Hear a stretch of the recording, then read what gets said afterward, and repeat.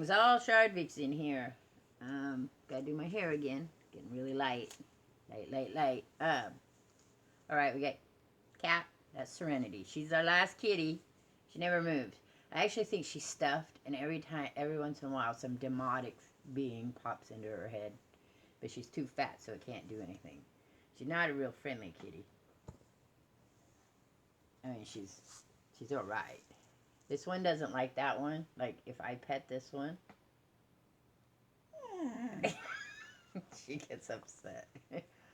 We think there's something wrong with her. She doesn't have the right eyes. Anyway, greetings, all Shardvixen here. So this is basically supposed to be brain food topic.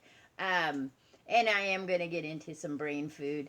But it'll still be about me, not about a topic. There's a lot of things I want to look into with brain food. I think we're going to do some personality tests down the road. I had talked about that before. I have to figure out how to do them online. I want to show you what I got, my new thing I got. So get really close to you. I talked about it. I got a Wacom. Such an interesting little thing. Just a little flat thing. And it's a good thing that when you learn to draw, it's already scratched up. That's how much I'm using it.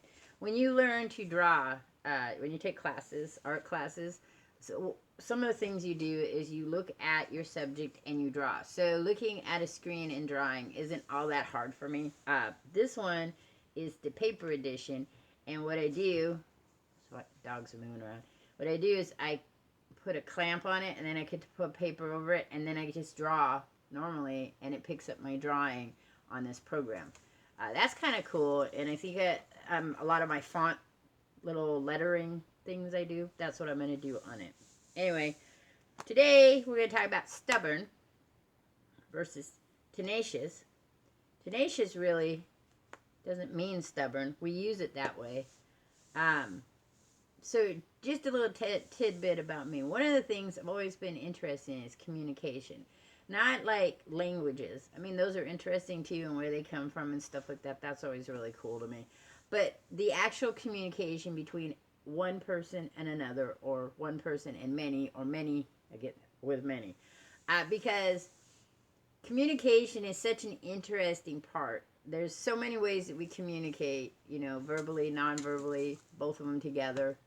And the fact that we have a common social meaning to a word, and then we have, as you go down the layers, remember the bubbles I talked about, we have the inner bubble, right, the one that's around you, just you. You have meaning for words, and then the next bubble around you, which is your family unit, there are other words that have a different meaning than the meaning you have in your head, though those will be more similar than the bubbles that go further out. So I personally had an idea today to talk about communication. But then I thought, well, I think I want to wait, and I'll do that a little later on. Because I want to think about how to do it. Because there's so many parts of communication that are interesting to talk about. So one of the parts of communication that's interesting is words.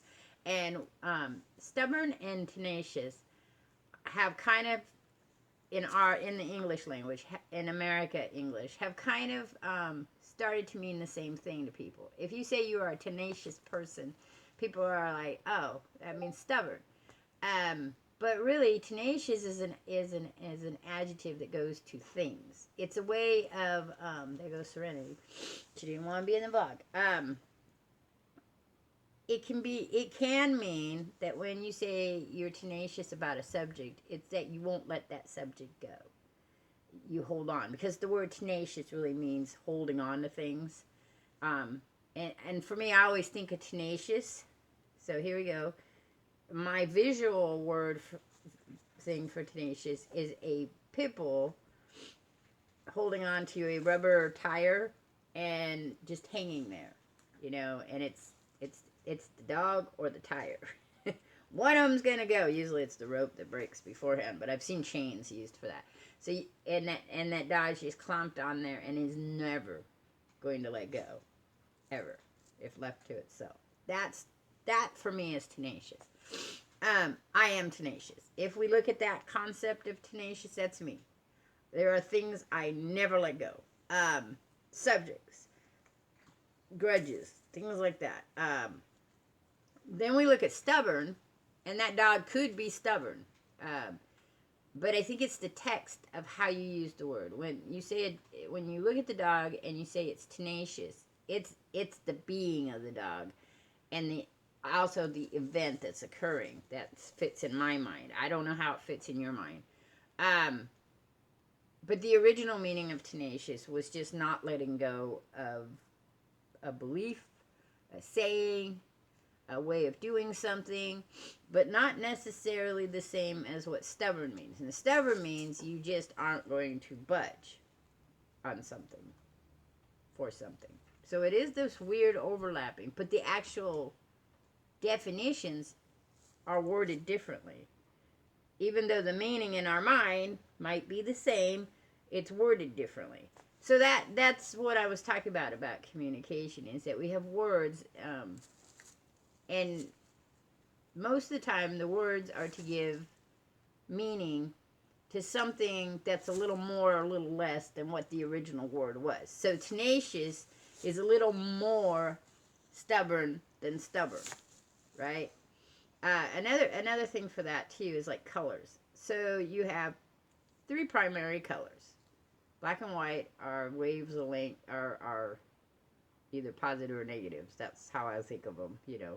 White being no color on one end, right? Just bright color, bright white, blank, and black being absent of color, absent of light. But you have 3 primary colors: red, blue, and yellow.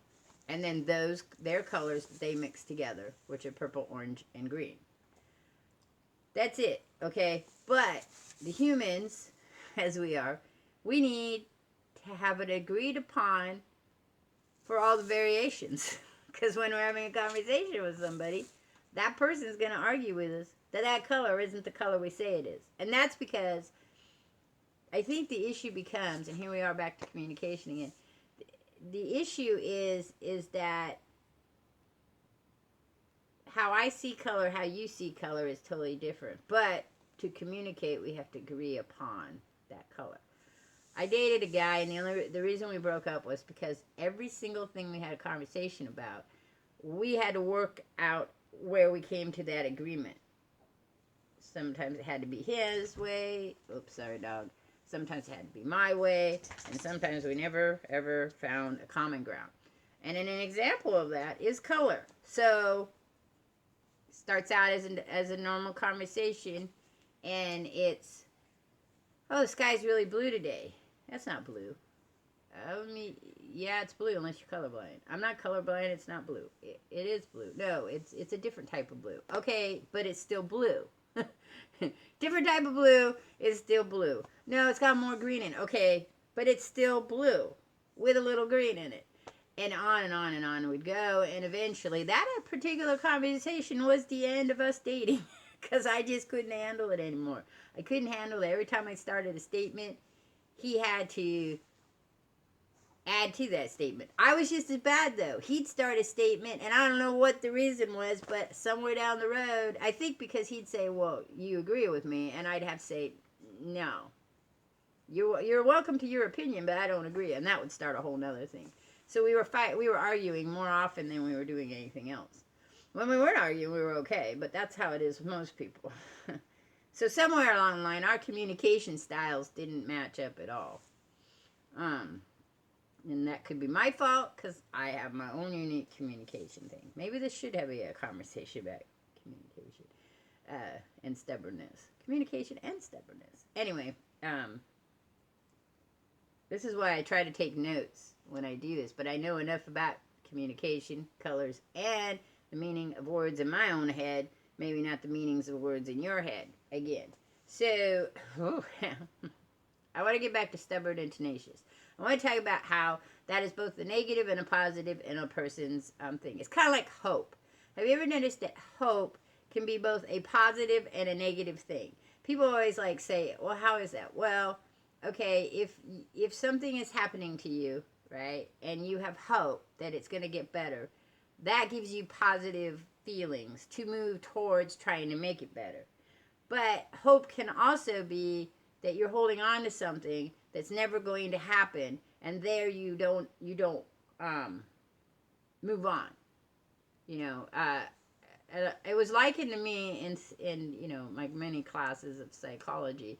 The one way I heard it that described it the best was that your child is abducted, or someone you love is abducted. So you have hope that they're going to come back, and you work towards that hope. But hope is, after 10 years, is still putting you, and yes, I know people come back after 10 years, but at 10 years, you're still working at where you were 10 years ago, and you haven't moved on. So it is both a negative and a positive kind of thing. Stubbornness like that. So if you're a stubborn person, it can be both a negative and a positive. Okay? And for me, it's both. I mean, I am so stubborn and tenacious about things that it has gotten in the way of me having a relationship with people, because all I can see in my mind is that person's an asshole. Because they won't say I'm right, or they won't. Usually it's not that they have to say I'm right, it's that they can't even come to a compromise. They can't even say, okay, I see what you're saying. I understand what you're saying. I have comprehension of what you're saying. I don't agree, but I get it. If you just say that, that's kind of those words for me that say, we're at that pass. Neither one of us are going to change our mind. We just need to move on. I have lots of people I call friends who we don't get along on certain things. An example is I am pagan, and I have lots of Christian friends. I think they just like being friends with me. I joke with them all the time because they're hoping to save my soul so I can join them in heaven, which I say we're all going to get there anyway. It's just not going to be what you think it is. But still, at some point we had the conversation about religion. And we still have conversations about religion. And I have to decide, do I want to fight for my right to be heard about my beliefs, even though we've probably talked about it a lot, or do I just want to have a compromise because I value their friendship? I like them. I find they're interesting enough. Usually that's what it is if I think you're an interesting enough person who, for the most part, only has these little blips in their personality, because we all have blips in our personality. Mine being I'm stubborn and very black and white, which I'm going to have a vlog about personality disorder. Borderline personality disorder, because that's where that comes from. It's most likely the way I was raised. Oh, look, Serenity's back to her favorite spot. She's a very fat cat and got put on diet. Meow! Meow! Serenity, kitty, kitty, kitty. I think you're blind. I think you're blind. No, maybe not. You know my hand's there. Though I have met cats that are blind that know where your hand is. Kitty, pretty kitty. You're so pretty, kitty. There, let's show you. Oh, look, see her eyes? They're so weird. You can't pet her back here. She has something wrong with her. I think before she decided to come in the house, because she's not my kitty. She got hit by a car or something. Look, cross-eyed too. Part Siamese maybe. The lady who had her lived next door, and said she was rescued as a not a kitten, but about almost a year old, from being in the wild in Washington State, out in the forest. So she's not the sweetest. And like I said, the dog gets upset when you pet the cat. I think that the dog really believes I have a ball, which means the dog wants me to toss it. Okay. The problem is we got too much stuff back there. Sorry, got the itchies. Itchies. I got the itchies. My whole body just... Yuck, bear. Anyway, so what I was saying. So, I'm stubborn. My stubbornness has gotten me in trouble. Can you imagine? My tenaciousness has gotten me in trouble. I'm not a very good follower. I say that way because if I have to be, I'm in a job and I'm required to follow even an idiot person, I will do so, unless, of course, I absolutely know that the person's idiotness, is that a word? Psychotic, what would that be? Stupidness. I don't want to say stupid, but, oh, sorry. Stupidness is going to cause harm someplace. Then I will refuse to do so and be fired. Many times has that happened. Not, well, I think I've been fired twice for it, and then I've been let go, or my hours dropped, or something that happened like that. Or I was reprimanded. I've been reprimanded a lot. To which I just say, okay, whatever. I always offer it this way. So here's the two scenarios. So-and-so says we're supposed to do it this way, which will cost you more money. But we can do it this way, as the rules say, which will cost you less money. Which would you prefer me to do? And usually then they tell me. But I have been told, do what you're supposed to do. They do that in the military a lot. Just do what you're supposed to do. Regardless whether you agree with it, just do it. Needless to say, that is not why I got kicked out of the Army. I got let go because your body's broken. That was Boo Boy. He's home today because early release, it's a short day. They used to call them minimum days when I was a kid, but now they're called early release. Here, at least, they're called early release. He came down the stairs to tell me he can't wait till he turns 14 so that he can play VR, because there's this game that's an RPG on the VR, which I told him that it's actually 12, and in 6 years he'll be 12, but in the process VR might get better and they might drop the age limit for kids in their brain, and he could be 10, and then all of a sudden when he's 9 he'll get closer to it, and he's goes back upstairs saying, "This is the best day of my life, I can't wait to play the game." 6 years of waiting. We'll see. Excuse me. So when you're talking about stubborn tenaciousness in me, a classic example of this, there's many. Okay, sorry, I got a phone call and forgot what I was talking about. Well, stubbornness. So an example of stubbornness for me, about talking about following rules and stuff, is I took my kids when my son was small. We went to San Francisco, and we went to Oakland, and so we could use the BART to go into San Francisco and spend the day in San Francisco, walking around and taking the buses, and then taking the BART back to Oakland. And we were on the BART, and I didn't hear what the speaker said about which stop it was, and all these people were getting off, and I was like, is that my stop or not? And I refused to get off. I mean, my panic goes into mode, and I refused to get off just because everybody else was getting off. I won't follow a bunch of people just because it seems like it's logical that that's probably what I need to do. So I didn't get off, and then we looked at the train thing, and that was where I should have got off. My daughter was laughing at me so hard. My daughter and her friend, they were like, we should have just got off. Everybody else was getting off. But I said, yeah, but we could have gotten off there, and it'd been the wrong one too. I'd rather be wrong for my own choice than wrong because I followed a bunch of people. And that's really, for me, that's how stubbornness is for me. If you talk to a lot of people who have had debates with me, or conversations on Discord, or conversations in classrooms and stuff, they also know that I don't let go of a subject very well unless I absolutely have to.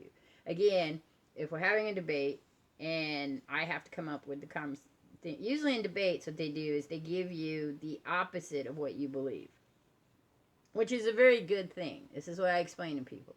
If you want to know if your argument is valid or not, argue it from the other side. Because if you can argue it effectively from the other side, then it's an okay, valid argument. If you can't argue it on one side or the other, then it's about your opinion and your core belief. And it can still be about your opinion, but the fact that you are able to see it from the other side of the view will give you a better way of arguing it from one side. I am weird enough that I have arguments with myself about subjects. That, or just because I never go out anymore. I have nobody here to talk to except the dog or the cat. And all of you happy people out there.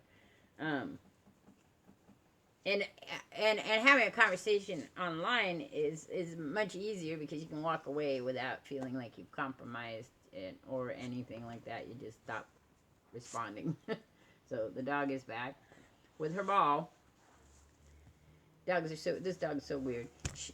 Stop, you're hitting the camera. She'll put the ball near your hand, but when you try to trick it, she's learned to let go of it. Oh, like, look over here, look over here, look. This is the new star of the vlog. The new star of the vlog happens to be Feather. Say hi, Feather. Oh my God, am I going to throw the damn ball?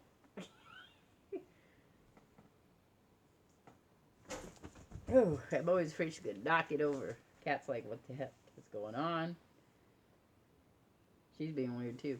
Anyway, that's it. It's kind of a weird conversation, brain food wise. Anyway, that's the new name of my vlog, which is topic conversation.